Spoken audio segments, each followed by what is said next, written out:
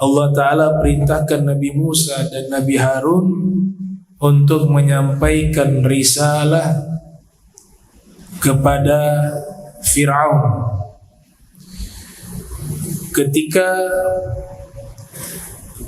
Nabi Musa bertemu Fir'aun dengan Nabi Harun, jadi singkat daripada kisah, keduanya pergi menemui Fir'aun. Sampailah bertemu dengan Fir'aun, talaba minhu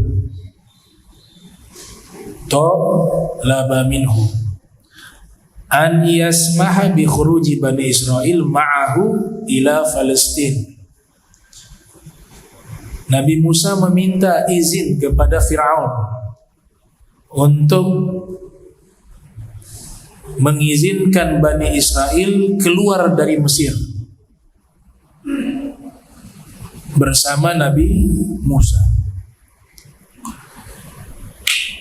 Tujuannya ke Palestina.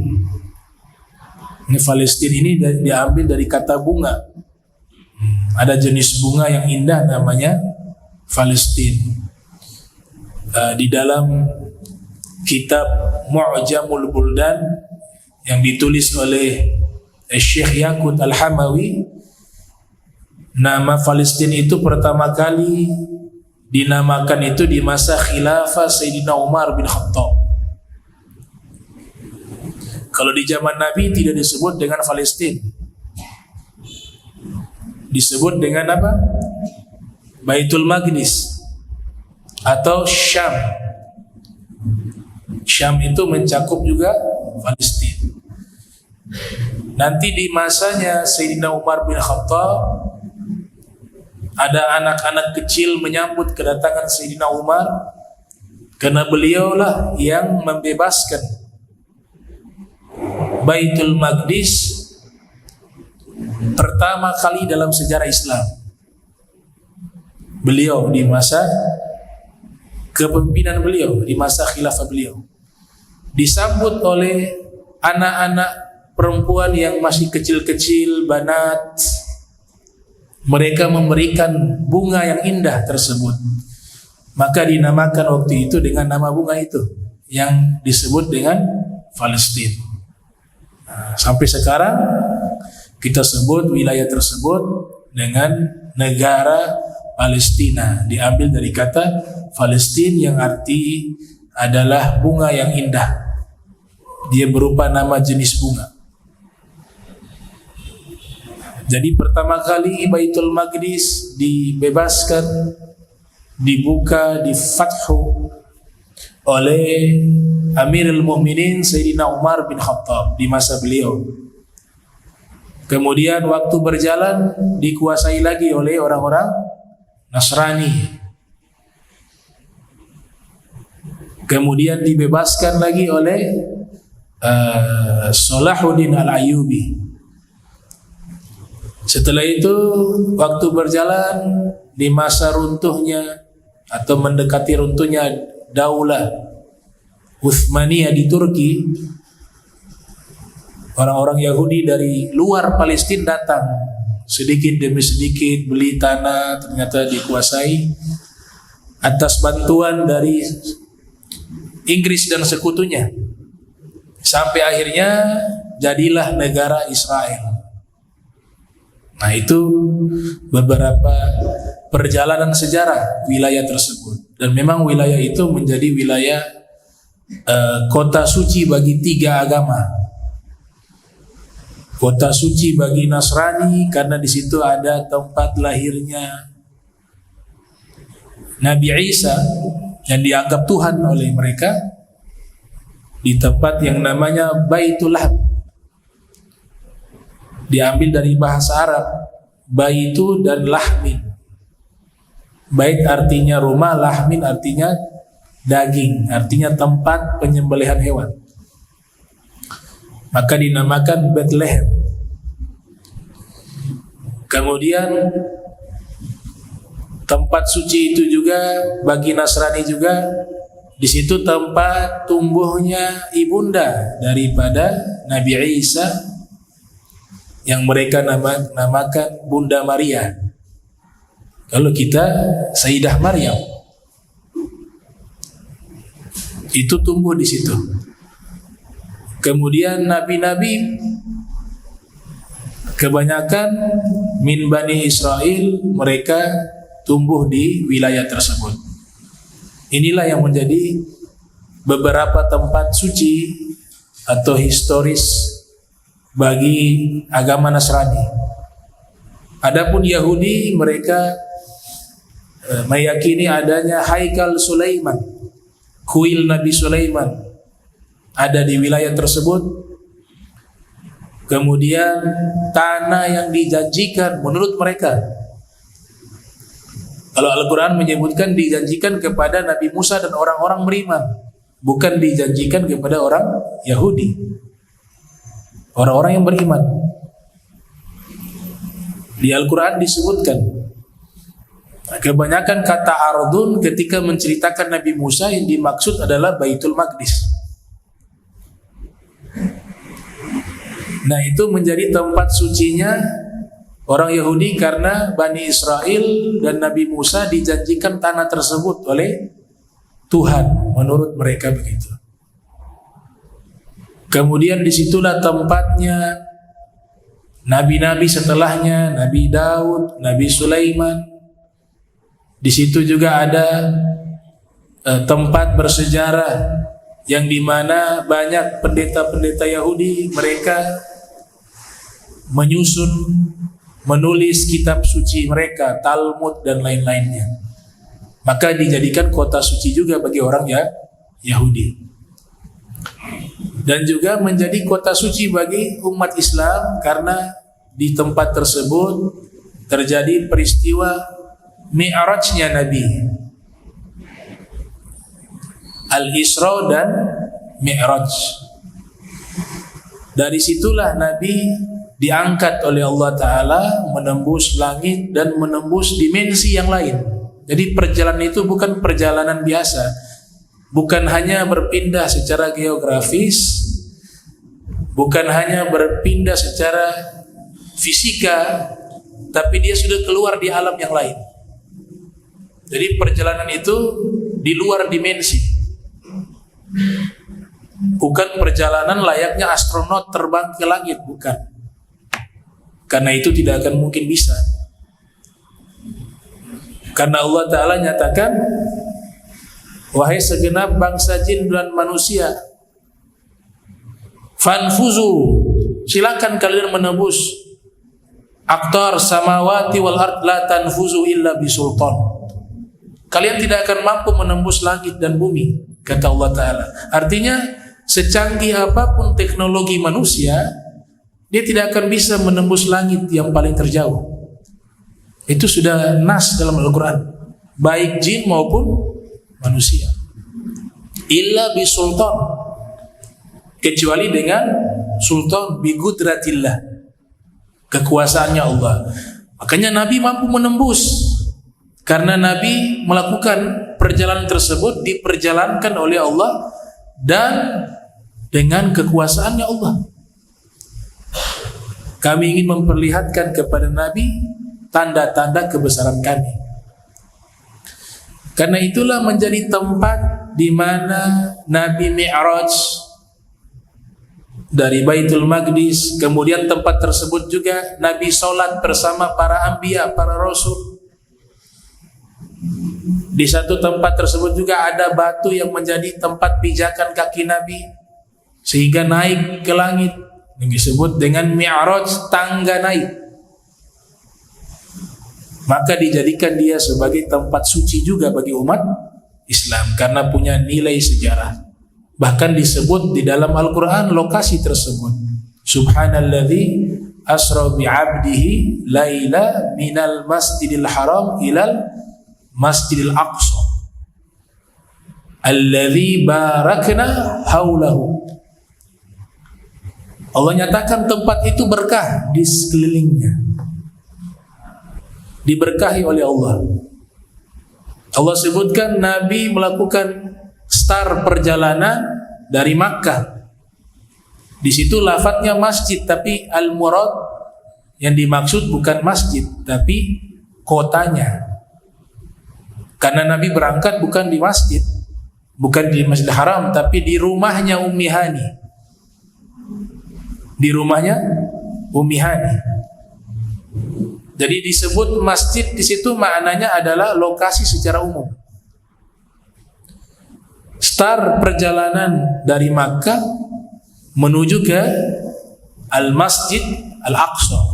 Masjid Al-Aqsa. Makna Al-Aqsa yang terjauh.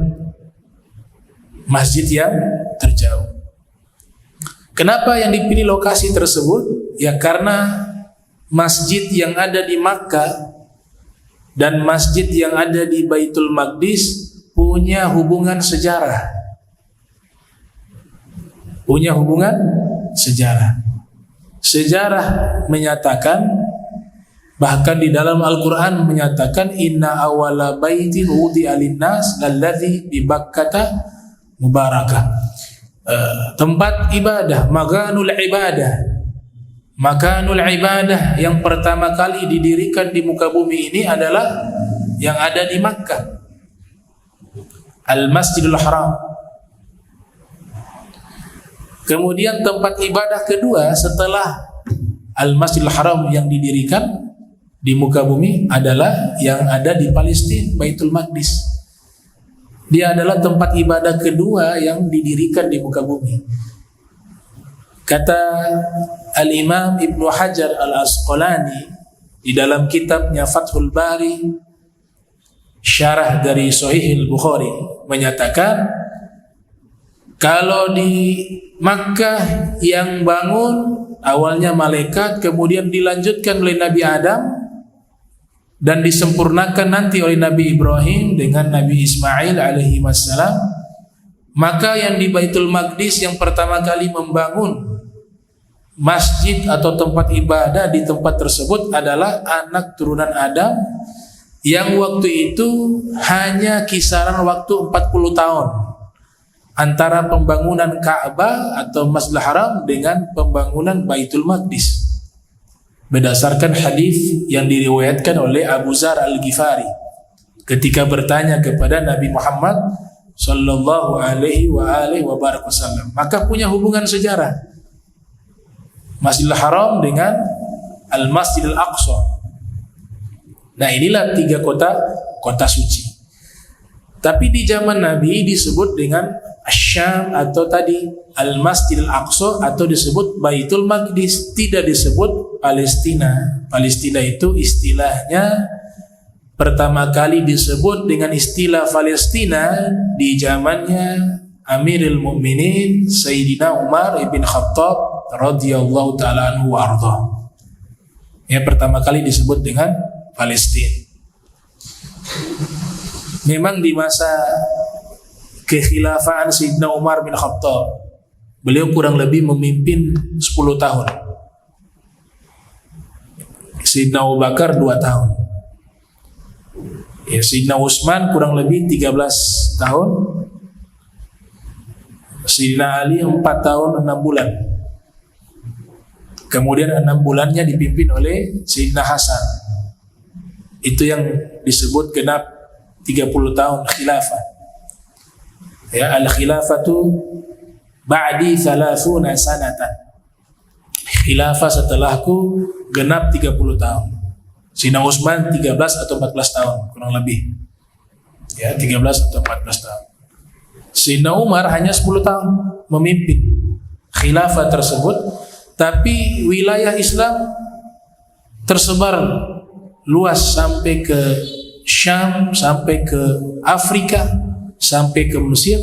Itu di masanya Sayyidina Umar ibn Khattab.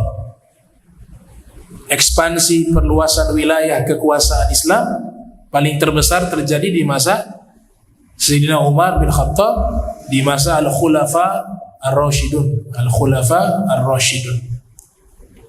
Bahkan salah satu ulama salaf abad kedua Hijriah bernama Imam Al-Kalabazi menulis sebuah kitab berjudul Futuhul Buldan.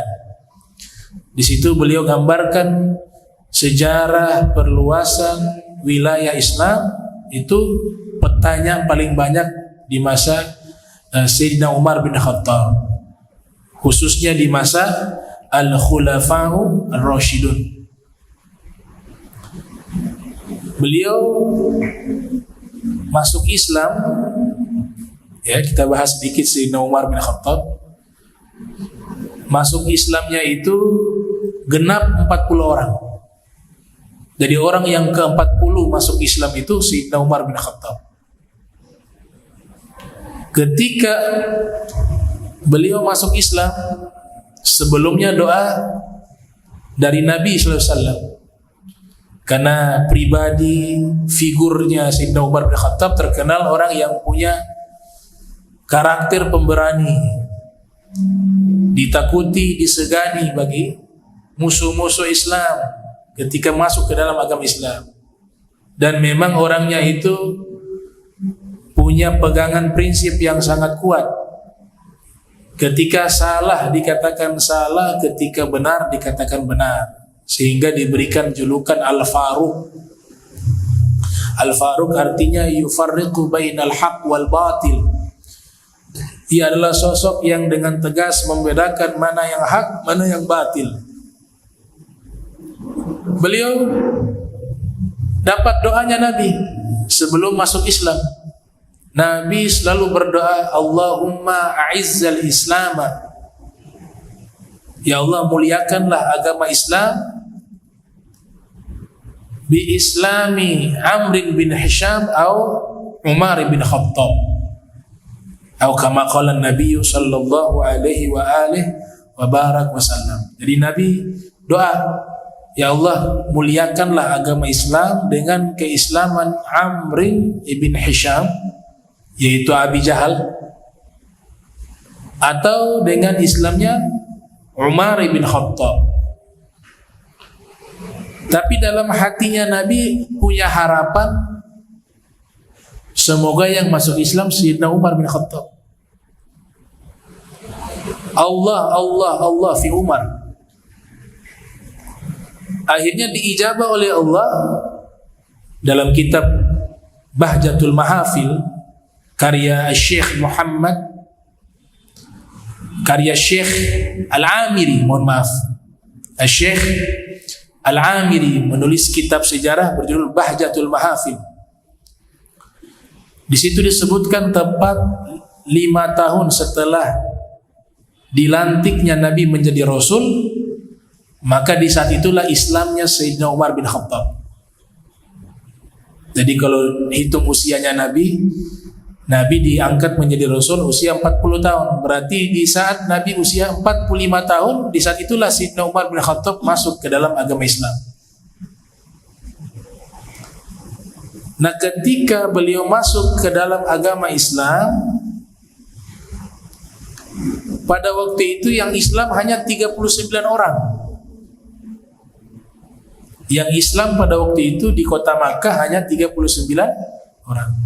Dengan Islamnya Sayyidina Umar genap jadi 40. Turunlah ayat di surat Al-Anfal ayat 64. Surat Al-Anfal ayat 64.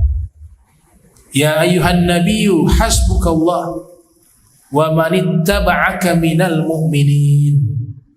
Wahai Nabi, cukuplah Allah sebagai pelindungmu, dan cukuplah seseorang yang mengikutimu dari golongan orang beriman menjadi pelindungmu. Seseorang di situ siapa? Itu Sayyidina Umar bin Khattab. Sebelumnya, itu sebelum Islamnya Sayyidina Umar bin Khattab, tidak ada satupun yang berani sholat depan Ka'bah di masa itu, karena pasti dianiaya oleh orang-orang musyrik.